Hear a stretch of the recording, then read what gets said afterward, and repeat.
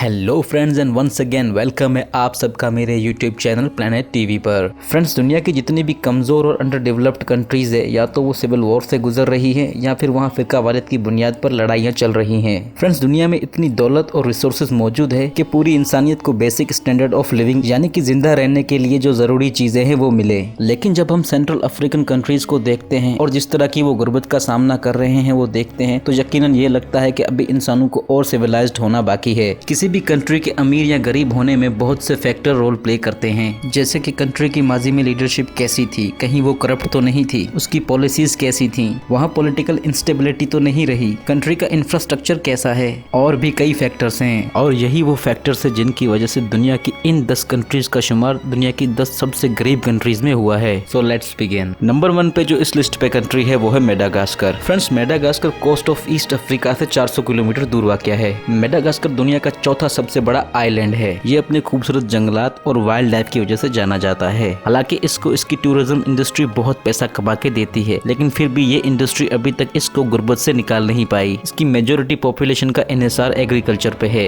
इस कंट्री की इकोनॉमी पूरी तरह से एग्रीकल्चर पर डिपेंडेंट है और इसकी इकोनॉमी को हमेशा कुदरती आफत से खतरा होता है। मेडागास्कर को 1960 में फ्रांस से आजादी मिली थी और आजादी के बाद से ही यहाँ सियासी उथल पुथल होती रही है। यहाँ कई बार मार्शल लॉ भी लग चुकी है और इलेक्शन में धांधली भी कई बार हो चुकी है। 2013 में मेडागास्कर के former finance minister Harry Rajao free और फेयर इलेक्शन जीते थे और इन्होंने एज अ प्रेसिडेंट अपनी तरजीहात गुर्बत को खत्म करना और मुल्क के इंफ्रास्ट्रक्चर को इम्प्रूव करना रखा और इन्होंने इसमें कामयाबी भी हासिल की। इसके दौरे हुक्मरानी में कंट्री की ग्रोथ 2.2% से बढ़कर 5% तक पहुँच गई थी। नंबर 9 पे इस लिस्ट पे है कोमोरोस। फ्रेंड्स, ये एक वोल्केनिक जजीरा है इंडियन ओशियन के नॉर्थ मोजाम्बिक चैनल में। ये अपने जन्नत नुमा नजारे, बीचेस और इनक्रेडिबल फॉरेस्ट वेजिटेशन की वजह से मशहूर है। अगर इकोनॉमिकली बात की जाए तो ये इसके लिए एक बुरे सपने के मानिंद है। यहाँ बेरोजगारी बहुत ज्यादा है, खास करके कम पढ़े लिखे लोगों और लो स्किल वाले लोगों में, और ये कंट्री फॉरेन एड पे डिपेंडेंट रहती है। हालांकि इसकी जमीन लावा की वजह से एग्रीकल्चर के लिए सूटेबल नहीं, मगर फिर भी इसकी तेजी से बढ़ती हुई आबादी जो कि तकरीबन 8 लाख के करीब है, अपना ज्यादातर इन्हिसार खेती बाड़ी पर ही करती है और इसके दूसरे sources tourism, fishing and forestry हैं, जो कि कंट्री के लिए बैकबोन का काम करते हैं। 1974 में फ्रांस से आजादी हासिल करने के बाद कोमोरोस में एक तवील अरसे तक सियासी उथल पुथल होती रही है, जिसकी वजह से इस मुल्क में तरक्याती काम ना होने के बराबर हुए हैं और ये सिलसिला अभी भी जारी है।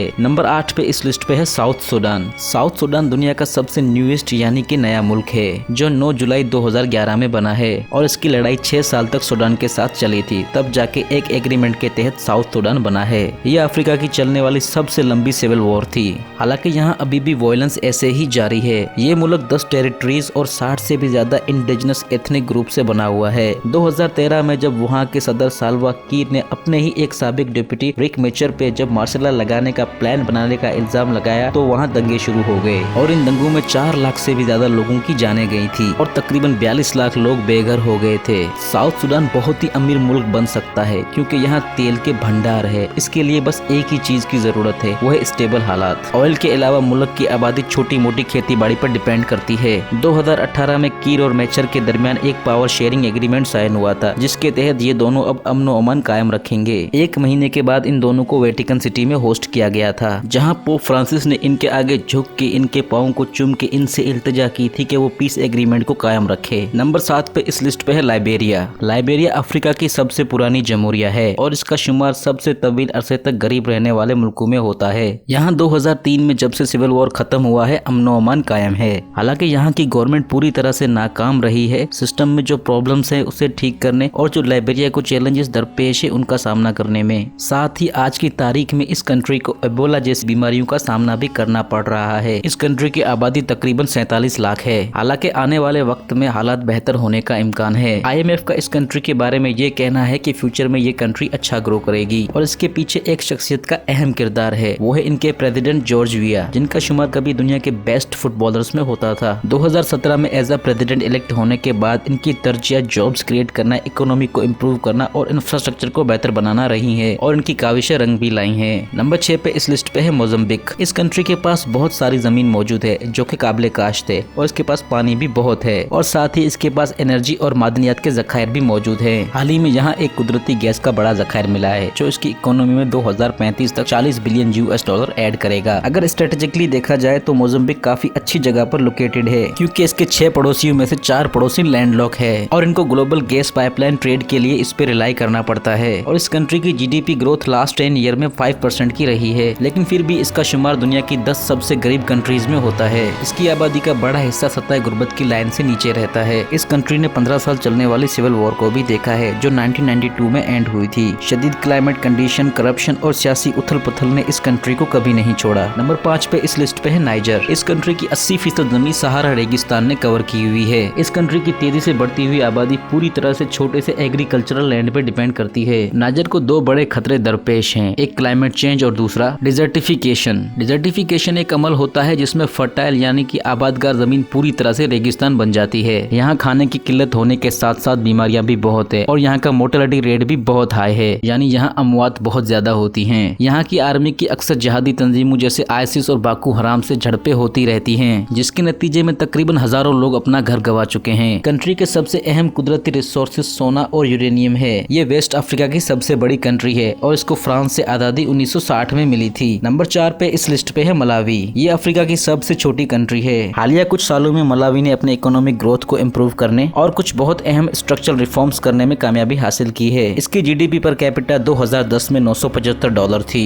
और 2018 में ये $1200 तक पहुंच गई थी और 2024 तक ये $1580 तक पहुंचने का इम्कान है। और इसकी वजह यहाँ एक डेमोक्रेटिक और स्टेबल गवर्नमेंट है, जिसको वर्ल्ड बैंक और IMF की तरफ से बहुत ज्यादा फाइनेंशियल एड मिलती है। हालांकि अभी भी इस मुल्क में बहुत गुर्बत है। इसकी इकोनॉमी पूरी तरह से बरसात पे होने वाली फसलों पे डिपेंड करती है और ये काफी वनरेबल है मौसम से रिलेटेड किसी भी शॉक से। अर्बन एरियाज में लोगों का लिविंग स्टैंडर्ड इम्प्रूव हो रहा है, लेकिन रूरल एरियाज में अभी भी हालात काफी खराब हैं। 1964 में ब्रिटेन से आजादी हासिल करने के बाद मलावी एक पुरअमन कंट्री रही है और यहाँ गवर्नमेंट भी काफी स्टेबल रही है। हालांकि यहाँ इलेक्शन में हमेशा धांधली होने की इल्जामात लगते रहे हैं। नंबर 3 पे इस लिस्ट पे है डेमोक्रेटिक रिपब्लिक ऑफ कॉन्गो। 1960 में बेल्जियम से आजादी हासिल करने के बाद कॉन्गो कई मुश्किलात का सामना करता आया है, जिसमें डिक्टेटरशिप, सियासी गहमागहमी और वायलेंस शामिल है। 2019 में फेलिक्स एंटोनियो शिसेकेदी शिलेम्बो, जो कि एक लेजेंडरी लीडर एतेना शिसेकेदी के बेटे हैं, as a president of Congo elect हुए। जोसेफ कबीला, जो कि 2011 से कॉन्गो पे हुक्मरानी कर रहे थे, इन्होंने फेलिक्स एंटोनी का काम काफी कम कर दिया था। जोसेफ कबीला ने कॉन्गो में चल रही ग्रेट अफ्रीकन वॉर को खत्म करवाने में अहम किरदार अदा किया था। इस जंग में 60 लाख से भी ज्यादा लोगों की जानें गई थी, डायरेक्टली या इनडायरेक्टली, यानी या लड़ाई से या फिर बीमारी और खाने की किल्लत की वजह से। इसकी आबादी 7.5 करोड़ है और इसकी 60% आबादी अभी भी रोजाना $2 से कम में गुजारा करती है। इसकी 8 करोड़ हेक्टेयर जमीन काबिले काश्त है और इसकी जमीन के नीचे हजारों मादनियात और कीमती मेटल्स मौजूद हैं। वर्ल्ड बैंक के मुताबिक कॉन्गो में अफ्रीका का सबसे अमीर तरीन मुल्क बनने की सलाहियत मौजूद है, लेकिन सियासी गहमागहमी और करप्शन इसे आगे बढ़ने नहीं देती। नंबर 2 पे इस लिस्ट पे है सेंट्रल अफ्रीकन रिपब्लिक। ये कंट्री सोने, ऑयल, यूरेनियम और हीरों से माला माल है और इसके अपोजिट इसके लोग बहुत गरीब हैं। दुनिया के गरीब तरीन मुल्कों में शामिल होने के बाद भी इसकी अच्छी बात यह है कि ये कुछ अच्छे साइन शो कर रहा है प्रोग्रेस की तरफ। इसकी आबादी 47 लाख है। इस कंट्री को आजादी 1960 में फ्रांस से मिली थी। यहाँ पहली बार 2016 में एक डेमोक्रेटिक प्रेसिडेंट इलेक्ट हुआ था। यहाँ मुस्लिम मिनोरिटी और क्रिश्चियन मेजोरिटी में काफी मसाइल मौजूद है। Former mathematicians and prime minister Faustin Archange Touadera, जो कि इन मसाइल को हल करने के लिए एज अ पीस मेकर काम कर रहे हैं, ये एक ब्रिज हो सकते हैं इन दो कम्युनिटी को आपस में मिलाने के लिए। इसकी 75% आबादी सतह गुर्बत की लकीर से नीचे रहती है